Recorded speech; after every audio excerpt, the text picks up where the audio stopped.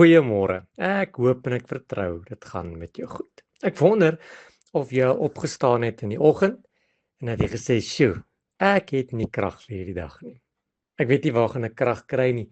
Ek het soveel dinge wat ek moet doen, soveel dinge wat ek moet vermag en ek het nie die krag nie. Ek het nie die lus nie. Ek het nie die hou nie. Ek weet nie hoe gaan ek dit vandag doen nie." Kom aan, ek weet jy weet waarvan ek praat. Ons almal was al daar. Ons almal was daar iewers wat ons gesê het, ek wil net die kussing oor my kop druk. Ek wil net die laken oor my kop trek. Ek wil net die lig afhou dat niemand sien ek is wakker nie, want ek het nie krag vir hierdie dag nie. Maar weet jy wat? Deuteronomium 31 vers 8 sê 'n baie mooi ding. Hy sê die Here self trek voor jou uit. Hy sal met jou wees. Hy sal jou nie begewe of jou nie verlaat nie. Wees nie bevrees of verskrik nie. Die Here wil vanmôre vir jou sê, hy gaan voor jou uit. Hy gaan met jou wees. Hierdie onbekende dag, die Here sal reeds daar. Want hoe dikwels staan ek en jy tog voor iets nuuts. 'n Nuwe week, 'n nuwe dag, 'n nuwe werk, 'n nuwe transaksie, 'n nuwe besluit, 'n nuwe siekte, 'n nuwe toekoms. En voel ons onseker.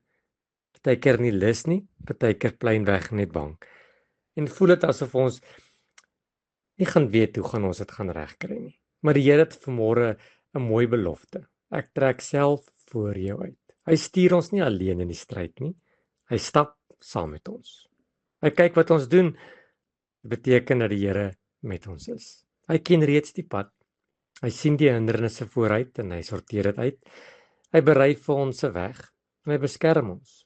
Toe Israel die beloofde land moes ingaan, was daar baie onbekendheid en vol uitdagings. Tog het God beloof, ek trek voor julle uit. Vandag geld dieselfde vir ons, want hy's nie 'n aannemer van persoon nie. Wat hy vir hulle gedoen het, doen hy ook vir ons. En wat ook al ons in die gesig staar, God is reeds daar. Soms voel die pad vir ons moeilik. Soms voel dit of die pad toe gaan, maar dalk is God net besig om struikelblokke te verwyder wat jy nog nie kan sien nie. Waar jy onseker is God nog steeds vanmôre seker, en waar jy swak voel, is God sterk.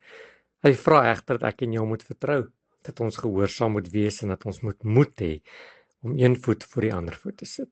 Jy hoef nie alles alleen vandag te doen nie. Jy hoef nie alles te verstaan nie. Jy moet net weet, God is met jou. Here, ons is vanmôre half nie lus nie. Miskien half bekommerd, miskien tog ook so 'n bietjie onseker.